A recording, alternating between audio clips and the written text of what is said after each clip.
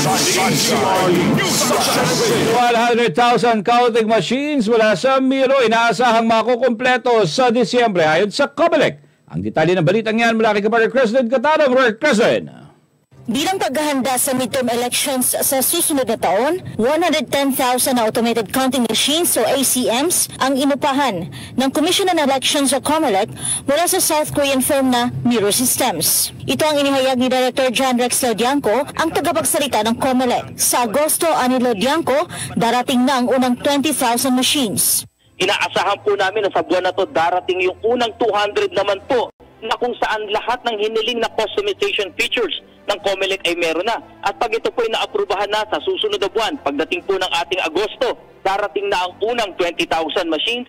Sa susunod na buwan, inaasahan namang darating ang nasa 30,000 ACMs. Tuloy-tuloy ang pag-deliver sa bansa ng mga bagong makina na ito hanggang sa makumpleto ang 110,000 machines pagsapit ng Disyembre ngayong taon. Tiniyak ng COMELEC na walang magiging antala sa pagdating ng mga makinang ito na gagamitin sa midterm polls. Samantala, muling nilinaw ng COMELEC na inuupahan lang ang mga bagong makina at hindi binili. Itong mga bagong makina ay hindi po bibili ng COMELEC. Inuupahan lang ito para garantisadong lahat ay bago, modernong teknolohiya. Hindi babayad ang COMELEC ng warehouse, hindi babayad ang tao magme-maintain at ng pyesa. Higit sa lahat, hindi po kami magbabayad ng insurance premium sa ating GSIS. Mahigit na ang milyon po ang natipid ng COMELEC.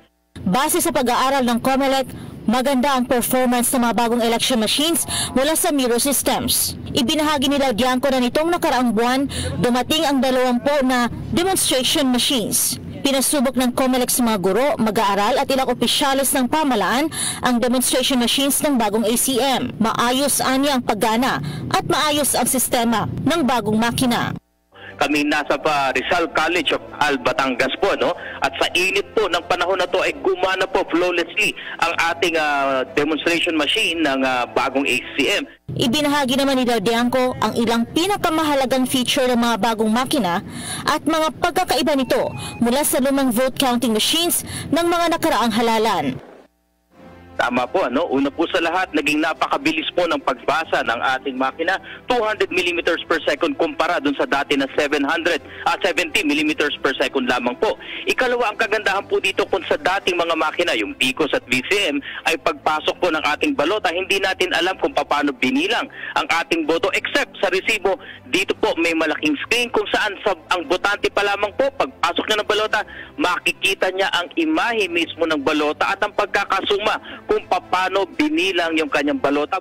Kamakailan lang ay binisita ng ilang opisyal ng COMELEC sa pangunguna ni Chairman George Erwin Garcia ang planta ng Miro Systems, isang kumpanya sa South Korea na kinontrata para magbigay ng automated technology para sa 2025 midterm elections. Ipinakita ng Miro sa delegasyon ng Pilipinas ang step-by-step na proseso nito para makagawa ng mga makina na gagamitin ng Pilipinas sa eleksyon sa susunod na taon. Samantala, sinabi ng COMELEC official na tuloy-tuloy pa rin ang registration ng mga botante hanggang September 30. Lunes hanggang Biyernes, alas 8 ng umaga hanggang alas 5 ng hapon sa iba't ibang tanggapan ng Commission on Elections. Para sa Diyos at sa Pilipinas kong mahal, President Catarong, SMNI News. Samantala, illegal recruitment agency pinasara ng DMW. Alamin natin yan kay Kamar Cherry Light. Kamar Cherry. Pinadlak na ng Department of Migrant Workers ang opisina ng High Dreamer Travel and Tourist Services na matatagpuan sa Katmon, Malolos, Bulacan bago magtanghali nitong araw ng Biyernes. Sinabi ni DMW Secretary Hans Leo Kakdak na mismo ang Filipino community sa Poland ang nag-report sa mga illegal na aktibidad na ginagawa ng High Dreamer sa Migrant Workers Office sa Prague. Ang High Dreamer ay hindi valid license upang mag-alok ng mga trabaho sa ibang bansa at hindi rin ito isang recruitment agency sa DMW. Lumalabas sa initial na investigasyon na ang ahensya ay nag-aalok ng mga trabaho na may buwanang sweldo sa pagitan ng 70,000 at 80,000 pesos. Nabatid na ang High Dreamer ay kumukuha ng processing fee na 100,000 pesos at placement fee na 300,000 pesos sa bawat aplikante. Para sa Diyos at sa Pilipinas kumahal, Cherry Light Kapatuma sa Balita at Service. Sa iba pang mga balita, patong-patong na kaso pinag-aaralang isampa ng KOJC versus PNP SAP CIDG sa paglusob sa KOJC compounds. Ang detalye ng balitang yan mula kay Kapartner Paul Montebon. Kapartner Paul! As to the question on whether or not it was overkill, it was indeed an overkill and even illegal. Nanindigan ang legal counsel ng The Kingdom of Jesus Christ na si Attorney Israelito Torion na overkill ang sanay pagsisilbi lamang ng arrest warrant laban kay Pastor Apollo C. Kibuloy at 5 pang kasamahan nito. Ito matapos na namataan ang naka-full battle gear ng mga operatiba ng PNP Special Action Force at CIDG na animoy makikipagyera dahil sa mga bitbit na matataas na kalibre ng armas. Nakita rin sa bisinidad ng KOJC ang pag-iikot ng 2 police helicopters. Paliwanag ni Atty. Torion, hindi niya kailangang humantong sa ganitong kalaking puwersa kung magsisilbi lamang ng arrest warrant dahil maaari naman itong idaan sa maayos at mahinahon na paraan. Overkill in the sense that I have already cited Rule 113 Section 2 that there shall be no violence or unnecessary force. Si Pastor Apollo C. Kibuloy naman is a religious person. The members of Jesus Christ who are co-accused with him are likewise not known to be violent persons. So therefore, the force that should have been exerted, if there was a need to exert the same, should be proportionate. This is the doctrine of proportionality. Whether you apply international law or merely criminal law, you would not really find any justification in the sheer use of force. No? Even quantity-wise, the number was really outrageous. Quality-wise, using Armalites, bazookas, and other armaments was likewise incongruous. Bukod sa nakakalulang bilang ng persa, linabag rin ng mga pulis ang tahasang pag-akyat ng mga ito sa gate ng KOJC nang walang pahintulot at dokumento kaugnay sa kanilang pakay sa loob ng compound. By any yardstick that you would apply, you can deduce a reasonable conclusion that force was therefore unreasonable and the sheer number was likewise excessive and therefore a violation of the very rules of engagement of the Philippine National Police. Matatanda ang sentro ng kontrobersiya ngayon ang kapulisan dahil sa marahas na paglusob nito sa ilang religious compounds ng kingdom na walang search warrants. Samantala, patong-patong na kaso naman ang maaaring isampa ng The Kingdom of Jesus Christ laban sa mga miyembro ng PNP SAF at CIDG dahil sa raid nito sa mga compound ng kingdom nitong Lunes, June 10, 2024. Pinag-aaralan na ito ngayon ng legal counsel ng KOJC dahil sa mga nangyaring illegal na paglusob sa mga compound nito. The possible cases that can be filed if the kingdom authorities would decide to do so would first be Article 269, which is unlawful arrest. This can be filed as against public officers or even private individuals who conducts arrest or detention if it is not authorized by law or when there is no reasonable ground therefore. So that's one possible case. Another case is Article 132, interruption of religious worship, because at 3:50 a.m. the members were already conducting their devotional prayers, which is a manifestation of a religion, and this is a ceremony conducted by religious persons. So therefore, all the elements are present, and if the kingdom authorities would so decide, this is an option likewise. Habang maaari rin sampahan ng reklamong administratibo ang mga pulis dahil sa mga ipinakita nitong pag-abuso sa kanilang mga kapangyarihan, kagaya ng grave misconduct, grave abuse of authority, conduct of unbecoming a public officer. Kinukonsider rin ang pagsasampa ng kasong child abuse laban sa mga PNP operatives kasunod ng mga naiulat na pagkatroma ng mga bata sa ilang compounds na ni-raid ng mga otoridad, partikular na sa Glory Mountain, Barangay Tamayong, Kalinan, Davao City. Ayon sa mga abogado ng Kingdom, hindi basta-basta ang naging epekto sa mga bata ngayon dulot ng paglusob ng mga pulis sa KOJC dahil tila nagtanim na ito ng pagkatakot lalo na tuwing may mga kaluskos o naririnig na tunog sa kanilang mga paligid.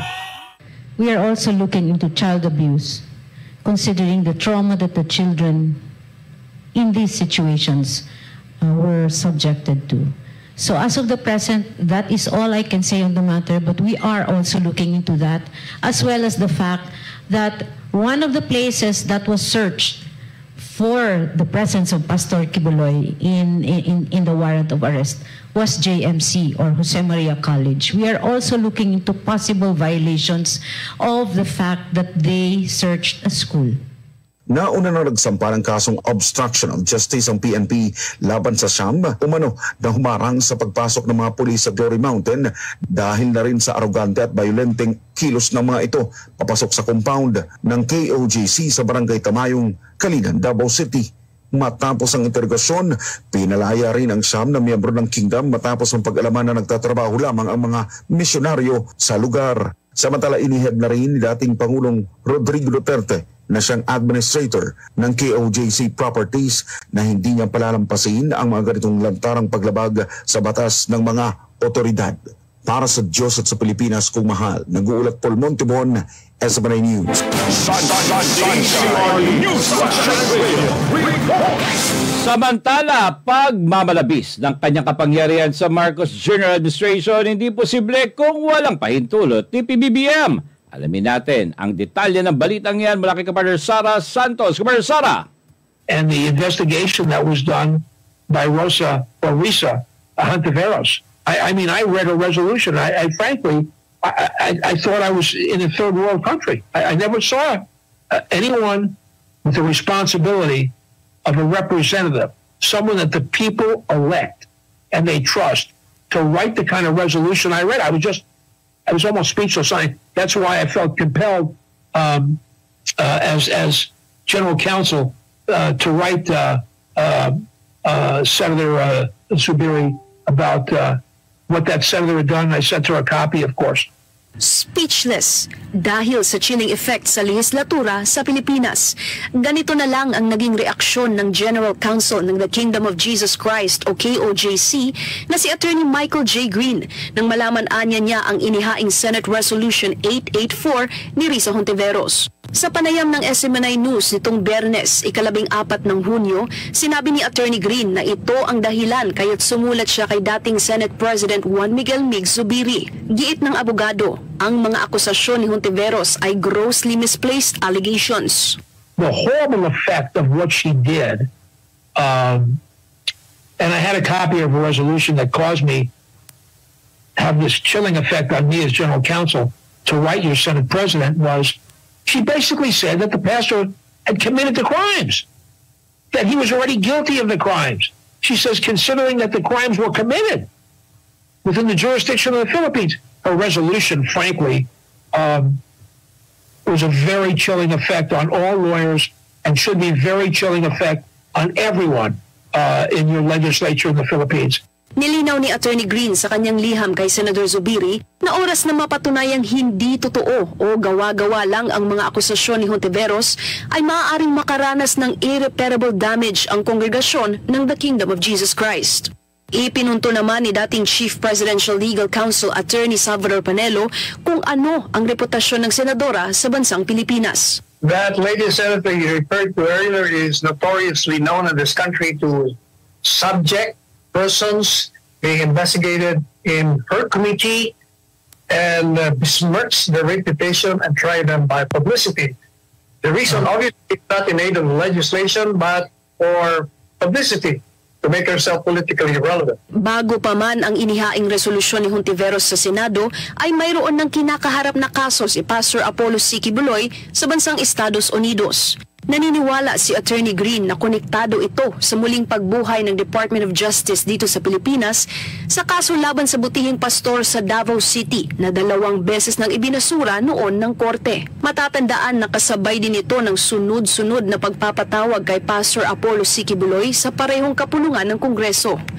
Iginiit naman ni Attorney Green na ang pagmamalabis sa kapangyarihan ng kasalukuyang administrasyon ay hindi magiging posible kung walang pahintulot o kumpas ni Bongbong Marcos. I have to say this, and it kind of hurts me a little bit to do this, but I don't think they ever would have done this if they didn't have the backing of your president.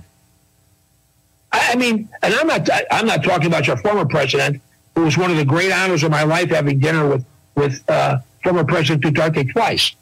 But I don't think they ever would have got away with this unless they had 100% backing from President Marcos. I don't believe that. The people, in my view, the people in the Philippines deserve better. Kasalukuyang may superseding indictment si Pastor Apollo C. Quiboloy sa Amerika simula noong taong 2021. Ngayon lang sa panahon ni Pangulong Bongbong Marcos nangyayari ang labis na panggigipit sa butihing pastor dahil hindi ito naganap sa panahon ng Duterte administration. Sa kabilang banda, kumbinsido si Attorney Green na sakaling mang pinaniwalaan ni dating Pangulong Duterte ang mga masasamang akusasyon laban kay Pastor Apollo noon ay walang magiging anumang relasyon sa pagitan ni Duterte at ni Pastor Apollo. I say this with complete conviction. If your former president believed for 1 second this pastor, I don't mean yours at your church, but Pastor Quiboloy was ever involved in sex trafficking, there wouldn't be a word said among the two of them. He would disown this pastor in a heartbeat. A man that I saw to be as righteous as I've seen him to be, and the love that people have for him. If he really believed this was going on and it wasn't a witch hunt, the relationship between Pastor Quiboloy and former President Duterte could never exist. And I believe that from the bottom of my heart. Your perception of the former President Rodrigo Roa Duterte is 100% accurate. Sa huli, umaasa si Attorney Green na mananaig pa rin ang hustisya para kay Pastor Quiboloy dahil ang mga akusasyong pinupukol sa kanya ay purong kasinungalingan lamang. Buo din ang paniniwala ng General Counsel ng KOJC na ang mga kapagsubukang ito'y malalagpasan lahat ng butihing pastor. Para sa Diyos at sa Pilipinas, kung mahal ako si Sara Santos, SMNI News. Sa iba pang mga balita, Senator Padilla gusto pa imbestigahan sa Senado ang PNP operation sa mga religious compounds ng KOJC. Ang detaling yan, o ang detalye ng balitang yan, mula kay Marjoy Gomez. Marjoy! Nalabag ba ng Philippine National Police ang karapatang pantao ng mga misyonaryo ng The Kingdom of Jesus Christ nang isagawa nito ang di makataot marahas na pagsisilbi ng warrant of arrest sa Kingdom of Jesus Christ Religious Compound nitong Lunes, 10 ng Hunyo? Ito ang gustong malaman ni Senador Robin Padilla. Kaya nga isang investigasyon ang ipinananawagan niya sa Senado para matukoy ang nangyaring unnecessary and excessive force sa naturang operasyon. Binigyang diin ni Padilla na sa pagsilbi ng warrant ay dapat na siguraduhin hindi maapakan ang dignidad ng sinuman maging ng mismong subject o target ng operasyon. Ang resolusyon ay formal niyang ihain sa Hunyo 18, araw ng Martes. Sa kanyang resolusyon, gusto ni Padilla na hawakan ng nararapat na komite ng Senado ang investigation in aid of legislation sa marahas na operasyon ng mga armadong otoridad sa mga religious compounds ng KOJC, partikular na sa Davao City. Anya mismong sa Article 2, Section 4 ng 1987 Constitution ay nakasaad na pangunahing responsibilidad ng gobyerno na pagsilbihan at protektahan ang mga tao. Samantalang nakasaad naman sa Article 2, Section 11 ng Konstitusyon ang pagkilala sa dignidad ng mga tao na may kasamang respeto sa human rights. Dagdag niya, may Human Rights-Based Policy o HRBP policy ang PNP at iginit ng guidebook nito na obligado itong irespeto ang karapatang pantao sa pamamagitan ng hindi pangingialam sa karapatan ng bawat tao. Base sa mga ulat ng pumasok sa KOJC ang operatiba ng PNP kasama ang mga tauhan ng Special Action Force o SAF at Criminal Investigation and Detection Group o CIDG para magsilbi ng warrant of arrest ay nasaktan ang ilang misyonaryo ng magkatensyon. Bigla kasing inakyat ng mga naka-full battle gear na kapulisan ang pader ng religious compound para maghalughog sa loob. Ginawa nila ito nang walang search warrant. Sa isang pahayag, sinabi ni dating Pangulong Rodrigo Duterte na ang ginawang pagkubkob ay malinaw na paglabag sa batas at tinawag pa itong overkill. Samantala, ipinunto ni Padilla na binatikos na ang PNP noong nakaraan dahil sa paggamit ng excessive force sa pag-serve ng warrants. Kasama dito ang pag-aresto sa may edad na environmental activist sa Paki, Laguna ng 25 SAF members noong 2022 at ang operasyon na kinasasangkutan ng 18 CIDG personnel at 6 na Regional Maritime Unit member na nauwi sa pagkakasangkutan pagpatay kay Albuera Mayor Rolando Espinosa noong 2016. Para sa Diyos at sa Pilipinas kung mahal, Troy Gomez nag-uulat, SMNI News. Sunshine Newsline. Okay pa rin sa balitang yan, mga pulis balinaw na nagagamit na sa maruming laro ng politika ayon sa dating kadre. Ang detalye mula kay Kabar Almar Porzuelo. Kabar Almar. Nagpakalat ng mga sniper at nanakit ng mga walang kalaban-laban ng mga sibilyan. Ilan lamang ito sa mga hindi makataong ginawa ng PNP Special Action Force at PNP CIDG matapos sa sumalakay ang mga ito sa hindi lang isa, hindi lang dalawa, kundi sa 5 compound ng religious group na The Kingdom of Jesus Christ o KOJC. Madaling araw ng June 10, ang resulta sa ginawang pagsalakay, takot at matinding trauma sa mga KOJC members, lalo na sa mga bata. Ang abuso na ginawa ng PNP, nakuna ng video at CCTV footage na naka-upload na ngayon sa social media at libo-libo na ang nakakita kung papaano nila pastangan ng mga nakauniforme ang sagradong lugar ng kongregasyon. Para sa dating kadre na si Jeffrey K. Eric Celis, malinaw na nilabag ng mga pulis ang karapatang pantao ng mga miyembro ng simbahan. Nakikita sa lahat ng video, independent and viral resources of information ang kumakalat ngayon. Nanakit sila ng mga bata, kababaihan, hindi armadong mga sibilyan. Anong tawag doon? Yun ba ay makatarungan? Yun ba ay rules of procedure? Yun ba ay nasa rules of engagement? Yun ba ay nasa SOP, Standard Operating Procedure? Mag-review nga kayo, General Marbil at Colonel Jean Pardo. Huwag niyong lokohin ang mamamayan. Taong bayan po ang umuhusga ngayon sa inyo. Nagiging Gestapo police kayo, kagaya ng Gestapo police ni Hitler noong World War II. Anya, may tuturing na karumal-dumal ang ginawa ng mga pulis. Ito po ay karumal-dumal at hindi po dapat pinapabayaan na hindi mapuna. Karumal-dumal in the sense that the excessive use of power of the state have been used to a very independent and very publicly known religious group and community, and yet ginamitan ng pangkombat ng mga puwersa.